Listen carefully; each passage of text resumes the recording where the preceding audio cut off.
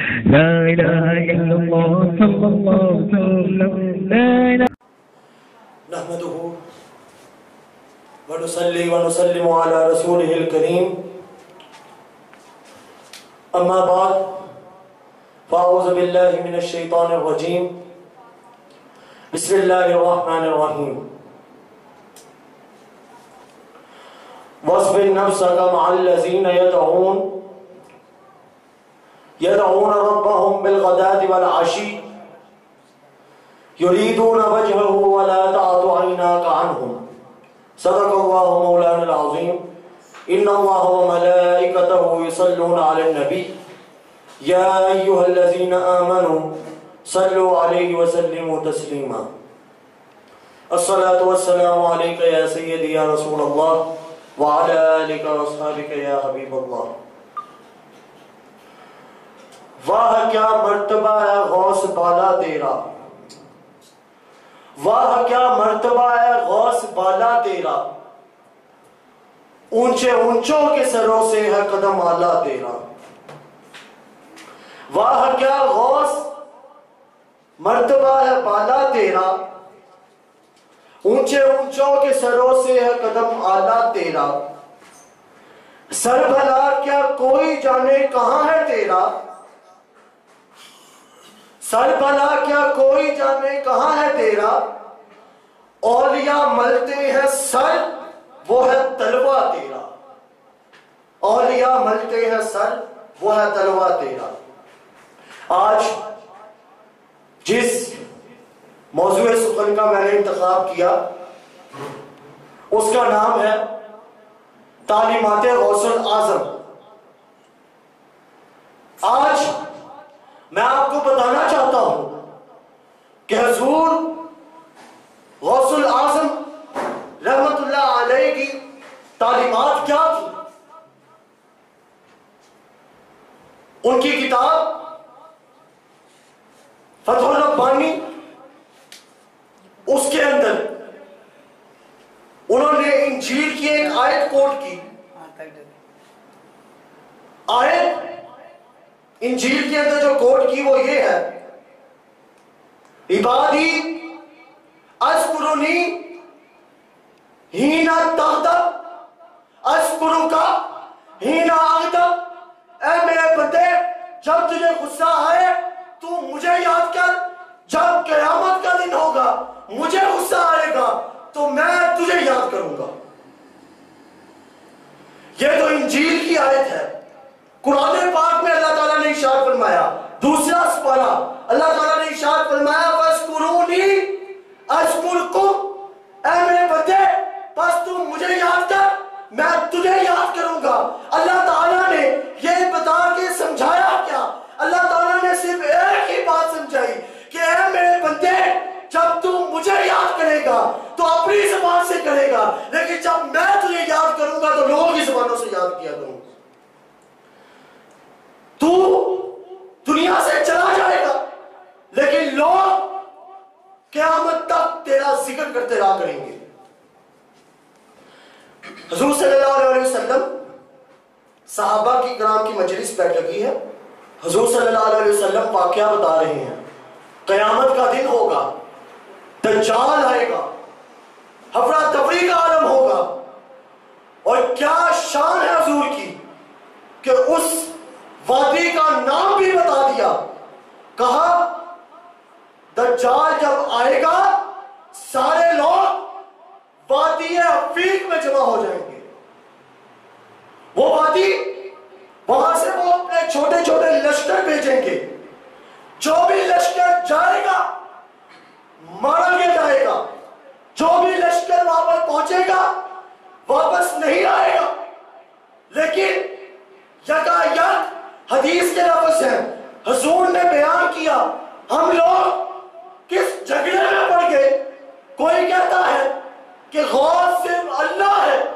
کوئی کہتا ہے کہ کسی ولی کو غوث نہیں کہہ سکتے لیکن حضور صلی اللہ علیہ وسلم یہ سنت نبوی ہے کسی ولی کو غوث کہنا سنت نبوی ہے کسی نبی کو غوث کہنا سنت نبوی ہے حضور صلی اللہ علیہ وسلم حدیث کے لفظ ہے حضور صلی اللہ علیہ وسلم نے ارشاد فرمایا فَبَيْنَ نادى مناد من السماء والسحر آتاكم الغوث آتاكم الغوث آتاكم الغوث۔ میں حدیث کے لفظوں کا ترجمہ کرنا چاہتا ہوں۔ حضور صلی اللہ علیہ وسلم نے ارشاد فرمایا جب افرا تفری کا عالم ہوگا، سارے مدد کی طلب میں رہیں گے، تو یکدم سے کوئی منادی آسمان سے صدا دے گا کہ اے لوگوں، حضرت عیسیٰ تمہارے اندر غوث بن کے اتر آئے ہیں۔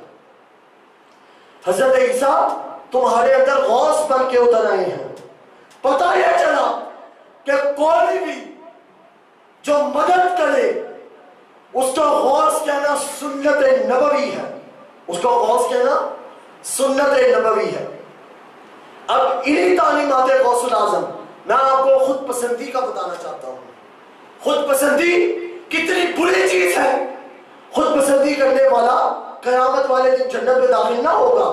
ایک رائی کے دانے کے برابر بھی اگر انسان کے اندر خود پسندی ہوگی، قیامت والے دن جنت میں اللہ تعالیٰ اسے قدم بھی نہیں رکھنے دے گا۔ حضرت ابراہیم علیہ السلام کا واقعہ تعلیمات غوث الاعظم، حضور صلی اللہ غوث الاعظم رحمہ اللہ تعالیٰ کی کتاب غنیۃ الطالبین کے اندر یہ واقعہ لے کے آئے ہیں۔ حضرت ابراہیم علیہ السلام کا واقعہ، معروف واقعہ کہ حضرت ابراہیم علیہ السلام کبھی بھی بغیر مہمان کے کھانا نہیں تناول فرماتے تھے، کبھی بھی بغیر مہمان کے کھانا نہیں تناول فرماتے تھے۔ 3 میل کی مسافت پر جانا ہوتا، 3 میل کی مسافت پر جاتے لیکن کبھی کھانا تناول نہیں فرماتے تھے۔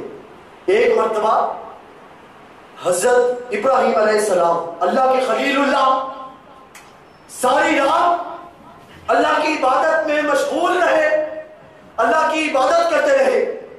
صبح اٹھے، جب صبح فجر کی نماز کا وقت آیا تو حضرت ابراہیم علیہ السلام کہنے لگے کہ اے اللہ پاک، میرا دل کرتا ہے کہ میں یہ کہوں کہ پورے کائنات میں تجھ جیسا رب کوئی نہیں، اور پوری کائنات میں تیرا ذکر کرنے والا ابراہیم جیسا کوئی اور بندہ نہیں۔ جب اللہ تعالیٰ نے دیکھا، غنیۃ الطالبین کتاب حضور غوث الاعظم واقعہ بیان کر رہے ہیں، جب اللہ تعالیٰ نے دیکھا کہ ابراہیم علیہ السلام نے اپنے اندر ناز پیدا کیا تو حضرت ابراہیم علیہ السلام کے پاس 2 اللہ تعالیٰ نے فرشتے بھیجے انسانی شکل میں مہمان کے طور پر۔ وہ آئے، آ کے انہوں نے جب بیٹھے تو حضرت ابراہیم علیہ السلام نے کہا کہ آج میں نے آپ کے کھانے کا انتظام وہاں پر کیا ہے جہاں پر چشمہ بہ رہا ہے اور خوبصورت باغ ہے۔ حضرت ابراہیم علیہ السلام خلیل اللہ لے کے چلے ان 2 فرشتوں کو انسانی شکل میں مہمان کو۔ جب پہنچے تو وہاں پر چشمہ نہیں تھا۔ حیرانگی پیدا ہوئی کہ چشمہ کدھر گیا۔ اللہ کے حضور دعا کی، اے اللہ پاک، میں ان کا چشمے کا بوتا کے آیا ہوں، میری یہاں پہ انسلٹ ہو جائے گی، تو وہ چشمہ جو پوشیدہ ہے وہ ظاہر کر دے۔ جواب نہیں آیا۔ دیکھیں، ہم اپنا غرور کرتے ہیں اور کہتے ہیں کہ ہمیں کچھ بھی نہیں ہوگا۔ اللہ کے خلیل، ان کے ساتھ اللہ تعالیٰ کیسا برتاؤ کر رہا ہے۔ جب کوئی جواب نہیں آیا تو حضرت ابراہیم علیہ السلام سمجھ گئے، کہا ان مہمانوں کو جو فرشتے تھے، کہا کہ مجھے لگ رہا ہے کہ میرے سے کوئی غلطی ہو گئی ہے، کوئی خطا ہو گئی ہے۔ انہوں نے حضرت ابراہیم علیہ السلام نے مہمانوں کو کہا کہ آپ اللہ سے دعا کریں کہ وہ چشمہ جو پوشیدہ ہے وہ ظاہر کر دے۔ اللہ تعالیٰ نے ان مہمانوں، ان 2 فرشتوں کی دعا کو قبول کیا اور اس چشمے کو، پردہ جو پوشی کی ہوئی تھی، اس کو ظاہر کر دیا۔ یہاں پر حضور غوث الاعظم اپنی کتاب غنیۃ الطالبین کے اندر یہ بات کہتے ہیں، اس پورے واقعے کے اوپر تنقید کرتے ہیں کہ اذا کان فعلہ عز وجل بخلیلہ کیف فعلہ لخیرہ، کہ وہ اللہ پاک اگر اپنے خلیل کے ساتھ ایسا عمل کر سکتا ہے تو دوسرے کے ساتھ ایسا عمل کیوں نہیں کر سکتا۔ یہاں پر میں آپ کو غزوہ حنین کی طرف لے کے جاتا ہوں۔ غزوہ حنین، حضور صلی اللہ علیہ وسلم غزوے میں شریک، حضور صلی اللہ علیہ وسلم غزوے میں شریک، 12,000 مسلمان، 8,000 کفار. مسلمانوں کے دل میں ناز آیا کہ اس مرتبہ مسلمان 12,000 ہیں، کفار 8,000 ہیں، ہم 12,000 ان 8,000 کے لیے کافی ہے. اس مرتبہ غزوہ بدر میں 313 نے سارے کفاروں کے چھکے چھڑا دیے تھے. اس مرتبہ 12,000 8,000 کے بھی چھکے چھڑا دیں گے. جب یہ ناز آیا تو اللہ تعالیٰ نے سورۃ التوبہ کی آیت اللہ تعالیٰ نے ارشاد فرمایا لَقَدْ نَصَرَكُمُ اللَّهُ فِي مَوَاطِنَ كَثِيرَةٍ وَيَوْمَ حُنَيْنٍ إِذْ أَعْجَبَتْكُمْ كَثْرَتُكُمْ فَلَمْ تُغْنِ عَنْكُمْ شَيْئًا وَضَاقَتْ عَلَيْكُمُ الْأَرْضُ بِمَا رَحُبَتْ ثُمَّ وَلَّيْتُمْ مُدْبِرِينَ.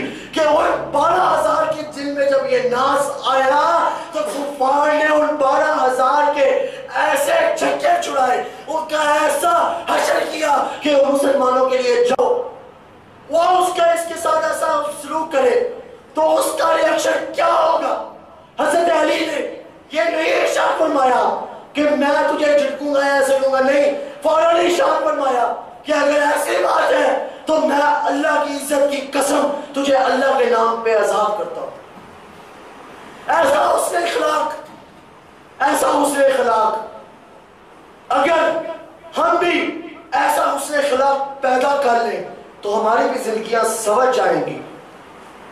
حضور صلی اللہ علیہ وسلم نے اسی لیے ارشاد فرمایا تھا انما بعثت لأتمم مکارم الاخلاق. میں تمہارے اندر بعثت اسی لیے فرمائی گئی ہے میری تاکہ میں اچھے اخلاق کو پورا کروں، اچھے اخلاق کو پورا کروں. اس اخلاق کے اوپر میں آپ کو ایک اور واقعہ بیان کرنا چاہتا ہوں. حضور کی مجلس سجی ہے، صحابہ بیٹھے ہیں، یکایک حضور صلی اللہ علیہ وسلم نے ارشاد فرمایا کہ اب جو بندہ داخل ہوگا اس کو 3 بار جنت کی بشارت ہے، اس کو 3 بار جنت کی بشارت. تھوڑی دیر ہوئی، صحابہ کی نظریں دروازے پر، دل میں ارتجاع کہ وہ کون ہے جو اللہ تعالیٰ کے حضور نے جس کو 3 بار جنت کی بشارت دی. ایک آدمی آیا، وضو کیا ہوا، آگے مجلس میں بیٹھ گیا، سارا خطاب سنا، اٹھ کر چلا گیا. ایک صحابی، ان کے دل میں یہ ارتجاع پیدا ہوئی کہ میں ذرا جاؤں، جا کے دیکھوں کہ ایسا کون سا عمل ہے جس کی وجہ سے حضور نے 3 بار اس کو جنت کی بشارت دی. جب وہ صحابی ان کے گھر گئے مہمان کے طور پر، 3-4 دن رکے لیکن کوئی ایسا عمل نظر نہیں آیا. پلٹ کے جانے لگے تو انہوں نے پوچھا کہ میں آیا تھا آپ کا عمل دیکھنے، یا آپ عمل کیا کرتے ہیں؟ آپ تو 5 وقت کی نمازیں پڑھتے ہیں، نہ کوئی زیادہ رات کو جاگتے ہیں، نہ کوئی زیادہ اللہ کا ذکر کرتے ہیں، وہی کام کی مصروفیت، وہی نماز کی ادائیگی. آپ کے پاس مجھے کوئی ایسا عمل نظر تو نہیں آیا. جب وہ جانے لگے تو اس صحابی نے پیچھے سے آواز دی کہ اے صحابی، میں تمہیں ایک بات بتانا چاہتا ہوں، میرے کوئی ایسا عمل یاد تو نہیں جس کی وجہ سے حضور نے مجھے 3 بار جنت کی بشارت دی ہے، لیکن مجھے ایک چھوٹی سی بات یاد ہے کہ میں اپنے دل میں کسی کا برا بھلا نہیں سوچتا، اپنے دل میں کسی کا برا نہیں سوچتا، کسی کی بات کا برا نہیں مناتا. ارے جو صحابی کسی کے بارے میں برا نہ سوچے، کسی کے بارے میں برا نہ خیال کرے، اس کو حضور نے 3 بار جنت کی بشارت دی. تو ہم اگر حضور صلی اللہ علیہ وسلم کی اس بات کے مطابق نہ چلے تو ہمارے ساتھ قیامت والے دن کیا سلوک کیا جائے گا؟ ہمارے ساتھ قیامت والے دن کیا سلوک کیا جائے گا؟ حضور غوث الاعظم رحمہ اللہ تعالی. اب میں آپ کو فرق بتاتا ہوں، فرق کہ نبی میں کیا فرق ہے، غوث میں کیا فرق ہے، تمام صالحین کے اندر کیا فرق ہے. حضور غوث الاعظم ان کا واقعہ سنا رہا ہوں. ایک بار حضور غوث الاعظم کے پاس ایک ماں آئی اور آ کے کہنے لگی کہ اے غوث الاعظم، میں اپنے بچے کو لے کر آئی ہوں، میں چاہتی ہوں کہ آپ اس کو غلامی میں رکھ لیں. جب انہوں نے کہا ٹھیک ہے، وہ مائی چلی گئی. لیکن کچھ ہفتوں بعد آئی تو کیا دیکھتی ہے کہ اس کا بیٹا پانی کے ساتھ سوکھی روٹی کھا رہا ہے. جب اندر گئی تو حضور غوث الاعظم چکن کے ساتھ، مرغی کے ساتھ کھانا تناول فرما رہے تھے. مائی کو غصہ چڑھا، کہنے لگی کہ آپ نے اس کو اپنی غلامی میں لیا تھا اور آپ اس کو پانی کے ساتھ خشک روٹی کھلا رہے ہیں اور خود اندر بیٹھ کے مرغی کے ساتھ کھانا تناول فرما رہے ہیں. حضور غوث الاعظم کے پاس ایک پلیٹ پڑی تھی، اس میں اس مرغی کی ہڈیاں پڑی تھی. حضور غوث الاعظم نے ان ہڈیوں کو کہا قم باذن اللہ، اے ہڈی اللہ کے اذن سے، اللہ کی اجازت سے زندہ ہو جا. وہ مرغی، وہ ہڈیاں جڑی اور مرغی بن کے زندہ ہو گئی. حضور غوث الاعظم نے اس مرغی کی طرف اشارہ کیا اور اشارہ کر کے فرمایا کہ اے مائی، ابھی تیرا بیٹا غلامی میں ہے، جب اس نتیجے پر پہنچے گا، اس سٹیج پر پہنچے گا، پھر جو چاہے جو مرضی کھاتا پی لے. حضور غوث الاعظم جانتے تھے کہ وہ اپنے نتیجے پر پہنچے گا، وہ اپنے نتیجے پر پہنچے گا. اب میں آپ کو ایک اور روایت بتانے لگا ہوں. حضرت موسیٰ علیہ السلام اللہ کو کہا ربی ارنی انظر الیک، اے میرے رب میں تجھے دیکھنا چاہتا ہوں. اللہ تعالیٰ نے ارشاد فرمایا لن ترانی، تو مجھے نہیں دیکھ سکتا. حضرت موسیٰ علیہ السلام نے التجا کی کہ یا اللہ پاک مجھے ایک جھلک دکھا دے. حضرت موسیٰ علیہ السلام کی اس آرزو پر اللہ تعالیٰ نے کوہ طور کے پہاڑ پر اپنی صفاتی تجلی ڈالی. لفظ پر غور کریں، صفاتی تجلی ڈالی. اور صفاتی تجلی کا عالم یہ تھا کہ کوہ طور پر زلزلہ آ گیا، کوہ طور ریزہ ریزہ ہو گیا. حضرت موسیٰ علیہ السلام بیہوش ہو کر غش کھا کر گر پڑے. لیکن جب انہیں ہوش آیا تو چہرے پر نور اجلا تھا، چہرے پر اتنی چمک تھی کہ 3 میل کی مسافت پر ایک کالے پتھر پر کالی چلتی ہوئی چیوٹی کی آنکھوں کو بھی دیکھ لیا کرتے تھے. یہ نبی کی شان ہے. ارے نبی کی شان یہ ہے تو امام الانبیاء کی شان کیا ہوگی؟ جب معراج پر گئے اللہ تعالیٰ کی ذاتی تجلی دیکھی، اللہ تعالیٰ کو ذاتی طور پر دیکھا، پلک نہیں جھپکی اور اس طرح دیدار کیا جس طرح انسان ایک دوسرے انسان کو دیکھتا ہے. پتا کیا چلا کہ نبی اور ہوتا ہے، غوث اور ہوتا ہے، سید العالمین اور ہوتے ہیں. ان کے اندر اگر انسان یہ کہے کہ یہ سب برابر ہے تو معاذ اللہ اس نے شرک کیا، معاذ اللہ اس نے شرک کیا. کوئی نہیں بات کو تسلیم کرے گا. لیکن میں آپ کو سائنس کا حوالہ دیتا ہوں. سائنس نے ترقی کی، ایک مشین نکالی، سارے جانتے ہیں اس کو، کیمرہ جو انسان کی تصویر کھینچ لیتا ہے، اس کو کیپچر کر لیتا ہے. لیکن ساری چیز کیپچر نہیں کرتا. اس کی اوپر کی جدید ٹیکنالوجی نے کام کیا. ایک اور مشین نکلی، اس کا نام سٹی اسکین، اس کا نام سٹی اسکین. اس کا کیا کام؟ وہ انسان کے پھیپھڑے، آرگنز، سارا سسٹم آف ہیومن باڈی دکھا دیتی ہے. پتا چلا کیمرے کی آنکھ اور ہے، سٹی اسکین کی آنکھ اور ہے. لیکن سائنس نہیں رکی، ٹیکنالوجی بڑی. ایک اور جو دریافت ہوئی اس کا نام MRI ہے. اس کا نام MRI ہے. وہ اس سے بھی بلند مشین ہے. وہ ان آرگنز کو بھی کیپچر کر لیتی ہے جس کے بارے میں سی ٹی اسکین بھی کیپچر نہیں کر سکتی. انسان یہ کہتا ہے کہ ہم سب نبی رسول ولی برابر ہے. ارے نادان، تم لوگ برابر کیسے ہو سکتے ہو؟ تمہاری ہاتھوں کی چیزیں بھی برابر نہیں ہیں. جب تم نے اپنے ہاتھوں سے بنائی ہے وہ بھی برابر نہیں ہے تو تم کس طرح برابر ہو سکتے ہو؟ اے انسان، ارے نادان، تو اس نبی کا سامنا کرتا ہے، اس نبی کے برابر آتا ہے. ارے وہ نبی وہ ہے جو کسی کو کہہ دے کہ تو دوزخی ہے تو وہ دوزخ میں جائے گا، اور کسی کو کہہ دے کہ تو جنتی ہے وہ جنت میں جائے گا.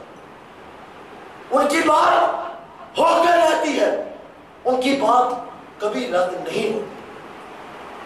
پتا چلا کہ کسی کی نگاہ کیمرے تک، کسی کی نگاہ سی ٹی اسکین تک، کسی کی نگاہ MRI تک.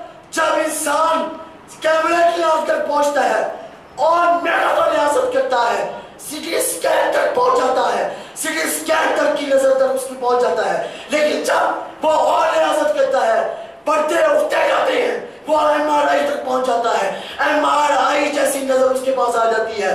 لیکن جب وہ اور ریاضت اور محنت کرتا ہے تو اس کے پردے اور اٹھ جاتے ہیں، اور پردے نہیں اٹھتے. وہ اپنے مرید، اپنے جو مجلس کے لوگ ہوتے ہیں، ان کی ہر ایک بات، ان کے ساتھ کیا ہونا ہے کیا نہیں ہونا، ان کے بارے میں بھی بتا دیتا ہے. ارے جو کہتا ہے کہ نبی کے پاس علم نہیں، نبی کو دیوار کے پار معاذ اللہ خبر نہیں، اس کو یہی نہیں پتا کہ اس کی بنائی ہوئی چیزیں برابر نہیں، تو وہ اپنے آپ کو حضور کے برابر کر رہا ہے، کہہ رہا ہے کہ حضور کو علم نہیں. اس کو جب اس بات کا علم ہی نہیں تو ہم کیا کریں؟ سمجھانے سے ان کو سمجھ نہیں آئے گی. سائنس کا حوالہ دیا، سائنس کا حوالہ دیا، جدید دور کی سائنس بھی حضور کے معجزات کو ثابت کر رہی ہے. حضور صلی اللہ علیہ وسلم تمام لوگ جانتے ہیں، تمام ناظرین ناز چینل کے یہ جانتے ہیں کہ چھینک آئے تو انسان کیا کہتا ہے؟ الحمدللہ. کیا کہتا ہے؟ الحمدللہ. کیوں کہتا ہے؟ کیا ماجرا ہے؟ حضور نے کہا کہ جب چھینک آئے الحمدللہ بولو. جب چھینک آئے الحمدللہ بولو. جدید دور کی سائنس 1400 سال بعد اس بات کو ثابت کر سکتی ہے کہ حضور نے یہ الحمدللہ والا بات، یہ الحمدللہ والی کہنے والی بات کیوں رک کر دوبارہ چلتا ہے. ایک مرتبہ رک کر دوبارہ چلتا ہے. اور انسان جب سسٹم رک کر دوبارہ چلتا ہے تو اس کے شکرانے پر الحمدللہ کہتا ہے. پتا چلا کہ حضور نے جو جو باتیں ارشاد فرمائی تھی سائنس بھی 1400 سال بعد اس کو ثابت کر رہی ہے. پتا چلا کہ حضور کو جو حضور صلی اللہ علیہ وسلم کا علم تھا ان کو یہ بھی پتا تھا کہ 1400 سال بعد کیا ہونے والا ہے. ان کو یہ بھی پتا تھا کہ 1400 سال بعد کیا ہونے والا ہے. حضور صلی اللہ علیہ وسلم نے ایک اور بات ارشاد فرمائی. حضور صلی اللہ علیہ وسلم نے ارشاد فرمایا کہ جب انسان کا جنم ہوتا ہے 3 سٹیجز سے گزرتا ہے. جب انسان کا جنم ہوتا ہے تو 3 سٹیجز سے گزرتا ہے.